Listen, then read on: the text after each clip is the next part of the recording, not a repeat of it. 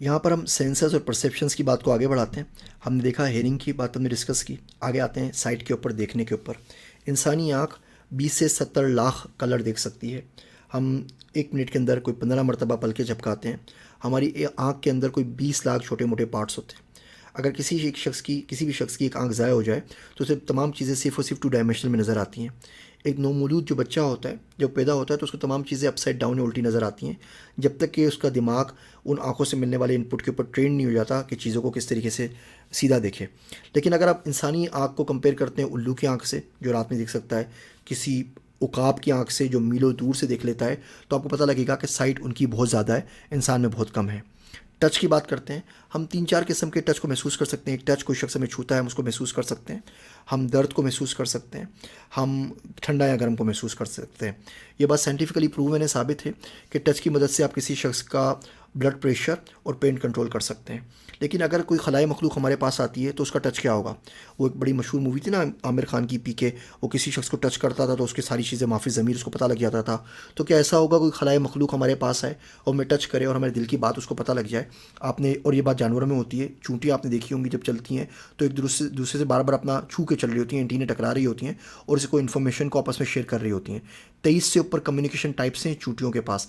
इंसान के पास ये 5 हैं, छठा आप 6 सेंस को भी शामिल कर लें। जानवरों के पास 23 25 टाइप्स होती हैं, सिर्फ एक दूसरे से कम्युनिकेट करने के लिए। स्टिग्मर्जी, वो मिसाल के तौर पे इन्वायरमेंट को यूज़ करते हैं। तो एलियन का टच क्या होगा, वो ज़ाहिर बात है उसकी डेफिनेशन अलग होगी। जब इन्हीं तमाम चीज़ों को देख के हम कंप्यूटर पर बात करते हैं तो क्या ये ज़रूरी है कि कंप्यूटर को भी टच दिया जाए?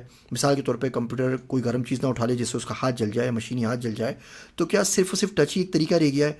वो दूर से भी उसका टेम्परेचर को गेज कर सकता है, वो कोई और सेंसर इस्तेमाल कर सकता है। तो ये कितना ज़रूरी है टच का देना? क्योंकि टच जो है ये सेंसरी इनपुट का हिस्सा है। ये सेंसरी इनपुट मिलके हमें ज़हीन बनाते हैं, हमारी जहानत का हिस्सा है। जब हम जहानत को या इंटेलिजेंट को इम्प्लीमेंट करें कंप्यूटर के अंदर तो बात हम ये डिस्कशन कर सकते हैं कि इनमें से कौन से सेंसरी इनपुट्स हैं जिसे हमें इम्प्लीमेंट करना है या नहीं करना। हम बात करते हैं चखने की, टेस्ट की। इंसान की ज़ुबान में 10,000 से ऊपर टेस्ट बर्ड्स होते हैं। 20 साल की उम्र तक आके इसमें से हमारे आधे ख़त्म हो चुके होते हैं। हम 5 तरह के जो टेस्ट है बेसिकली उनको उसको चख सकते हैं, जिसमें मीठा आता है, सावर आता है, बिटर, सॉल्टी एंड उमामी। ये 5 टेस्ट है जो इंसान चख सकता है। ज़िंदगी के साथ साथ कोई बीमारी अगर आती है तो हमारी सूंघने की सलाहियत कम हो जाती है, और सूंघने की सलाहियत कम होती है तो समहाउ हमारी चखने की सलाहियत भी कम हो जाती है। अगला परसेप्शन हमारे पास स्मेल का है, सूंघने का। ये सबसे ज़्यादा स्ट्रॉन्ग इंसान के पास पावर होता है। इंसान कोई 1 अरब से ऊपर किस्म की खुशबुएँ या बदबुएँ सूंघ सकता है, इंसानी नाक। जो भी हमें खुशबू मिल रही होती है उसका डायरेक्ट इम्पैक्ट हमारे मूड के ऊपर होता है। आप खुशबू सूंघते हैं, आप अच्छा फील करते हैं। आप बदबू सूंघते हैं तो आप उस तरफ से दूर भागते हैं, आपकी तबीयत के अंदर बेचैनी आ जाती है। जिस तरीके से हर शख्स का एक फिंगरप्रिंट होता है, इसी तरीके से हर शख्स का एक बॉडी ओडोर भी होता है, और दुनिया में हर इंसान का जो बॉडी की खुशबू है वो अलग है। अगर आप मिसाल के तौर पे किसी जानवर को, कुत्ते को इंसान से कंपेयर करते हैं तो कुत्ते में जो सूंघने की हिस्स होती है वो इंसान के मुकाबले में 44 गुना ज़्यादा होती है। एक ग्रिजली जो बेयर होता है वो 18 मील दूर से शहद की या फूड की खुशबू सूंघ सकता है। इंसान का जो पसीना होता है उसकी ओडोर से मालूम किया जा सकता है कि बंदा डर, खौफ या गुस्सा महसूस कर रहा है या नहीं कर रहा। लेकिन क्या ये सिर्फ हवास खमसा की बात है या इसके अलावा भी कुछ है? साइंसदान बताते हैं कि 14 से 20 किस्म के हवास या सेंसेस सिर्फ इंसानों में पाए जाते हैं। मिसाल के तौर पे हमारे पास बैलेंस की एक फैकल्टी मौजूद है। किसी इंसान के कान पे अगर चोट लगी या कान कट गया हो तो उसको बैलेंस करने में दुश्वारी पेश आती है। हमारे पास नियर बाय ऑब्जेक्ट्स और पीपल का एक सेंस मौजूद है। कोई शख्स घूर के अगर आपको देख रहा हो तो फ़ौरन पीछे मुड़ के उसको देखते हैं। इसका मतलब ये है कि आपको अंदाज़ा हो जाता है कि आपके आसपास में कौन कौन मौजूद है। इसी तरह वेलोसिटी की हमारे पास एक हिस्स मौजूद है। हम बहुत तेज़ी से गाड़ी में जा रहे होते हैं तो हमारे सेंसेस आपस में दूसरे को कैलिब्रेट कर रहे होते हैं। तो हमारा जो छूने का मिसाल के तौर पे टच का सेंस है वो बता रहा होता है, बॉडी सेंसर्स, कि हम लोग स्टेशनरी, हम लोग मूव नहीं कर रहे। लेकिन जब हम गाड़ी से बाहर देखते हैं तो हमारी आंखें में बता रही होती हैं कि जी हम लोग मूव कर रहे हैं। दोनों के दोनों सेंसर्स आपस में कैलिब्रेट नहीं कर सकते, और इसी वजह से हमें मोशन सिकनेस हो जाती है। जहाज़ों में लोगों को सिकनेस हो जाती है, गाड़ी के अंदर हो जाती है, समंदरी जहाज़ों के ऊपर हो जाती है। इसी वजह से होती है कि आपस में सेंसर्स कैलिब्रेट नहीं कर पाते। लेकिन फिर कुछ जानवर हैं हमारे पास जो अल्ट्रा वायलेट लाइट्स देख सकते हैं, जो इंफ्रारेड लाइट्स को देख सकते हैं। चमगादड़ें मैग्नेटिक फील्ड को महसूस कर सकती हैं, डॉल्फिन्स कर सकती हैं, माइक्रोवेव्स के ऊपर कोई देख सकते हैं। ड्रोन्स के अंदर हम रडार्स यूज़ कर रहे होते हैं।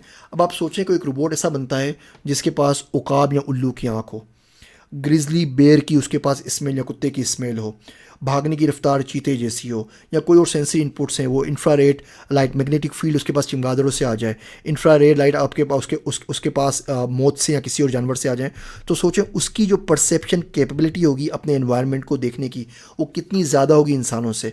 हम तो आसपास मौजूद बहुत सारी चीज़ों को, जो चीज़ें हमारे आसपास में हो रही हैं, हम देख ही नहीं पाते। बहुत सारे रंग हैं जो हम नहीं देख पाते, अल्ट्रा वायलेट की चीज़ें हम नहीं देख पाते।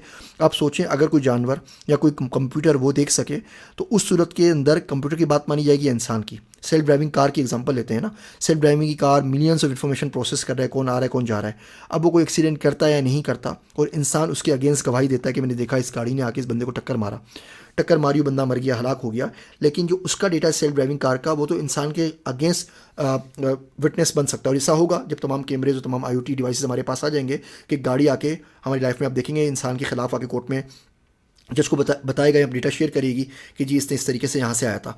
तो उस सूरत के अंदर हम इंसान की जहानत के ऊपर डिसीजन लेंगे या कंप्यूटर की जहानत के ऊपर डिसीजन लेंगे, ये वो ओपन क्वेश्चन है जिसके ऊपर बातचीत चल रही है, और हम आर्टिफिशियल इंटेलिजेंस में इसी कोर्स में आगे बात भी करेंगे।